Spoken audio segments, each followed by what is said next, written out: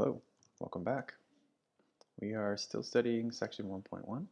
We're on to our third video.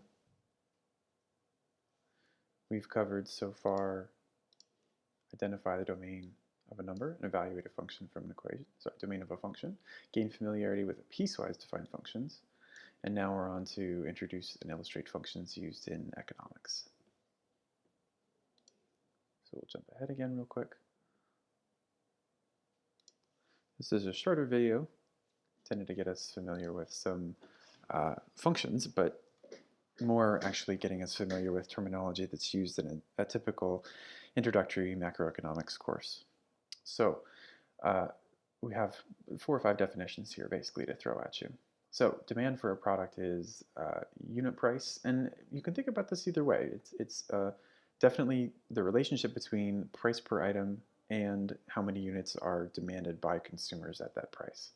So the way it's phrased here, price is the output, and the number of units demanded are the input, and the name of our function is D. Supply is the producer side of that. So supply of a product is the unit price that they're at which they're willing to produce X items. So maybe it makes more sense from the supplier's perspective to think about it from this way. If you know how much you're willing to produce, and then there's a unit price associated with that.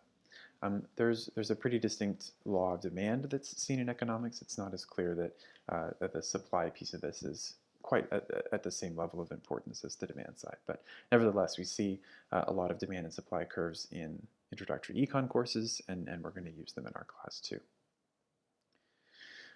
So revenue is generally associated with product of how many things we sell and how much we charge per item.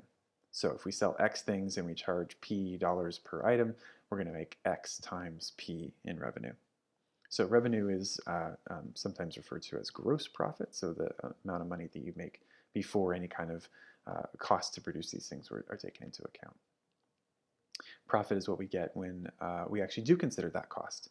So if we take our revenue, we subtract the cost to produce that many items, we get profit. So profit is revenue minus cost.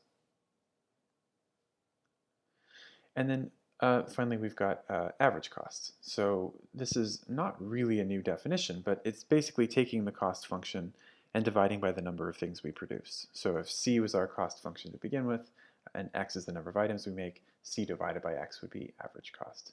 And maybe it's worth a note, because we don't see this a lot in math. In chemistry or other subjects, you see it pretty frequently, but we don't see functions with more than one letter represented for their name all that often.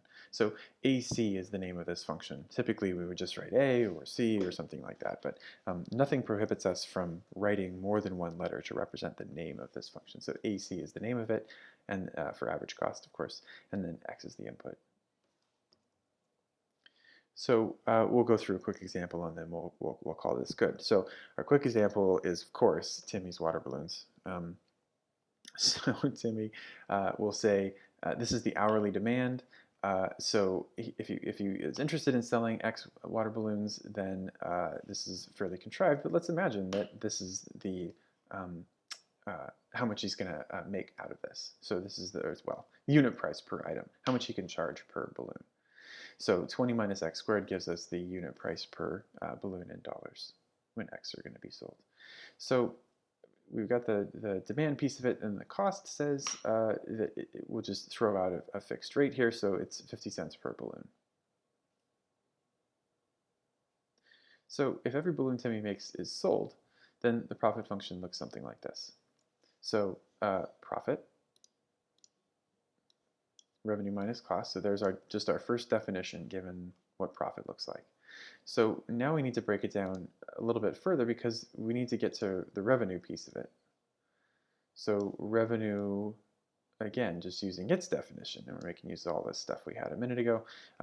So X is the number of items that would be sold, D of X is the unit price per item. Those two things multiply together, their product make revenue.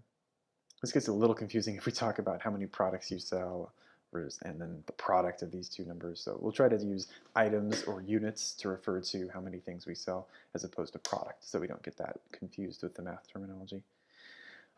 So following that through, so there's our X still, and then d of x was given up above, 20 minus x squared. So we're just going to borrow that expression, replace d of x with 20 minus x squared. And then finally cost, we've got one more thing going on here. Oh, that's a great color. So cost is a function of x, and we're told that balloons cost 50 cents each. So here's our expression for that. So 50 cents times the number of balloons that we that we produce. So this is a perfectly fine expression all here in the end, but it could get tidier. So if we clean it up and say, okay, here's our profit function all in a tidy little package, we'd have to distribute. So we'd be taking x times 20 and x times x squared. That's 20x. X cubed, so there's our minus x cubed there. And then the last thing that would happen is that we'd have two of these terms that could get combined. So 20x and black is not a good choice.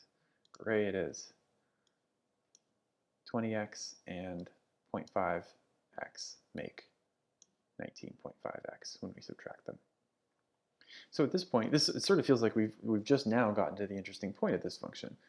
We've established that our profit function can be given as this. This would be the total revenue associated with selling X water balloons. There could be all kinds of great questions we ask about this. What is the profit from producing and selling 20 water balloons? How many would Timmy have to sell in order to make $50 in profit, and so on. But at this point, we were just trying to get familiar with these pieces of terminology and get ourselves a function. That does it for video 3. We'll be back to talk about our last learning objective in video 4 for section 1.1. Thanks.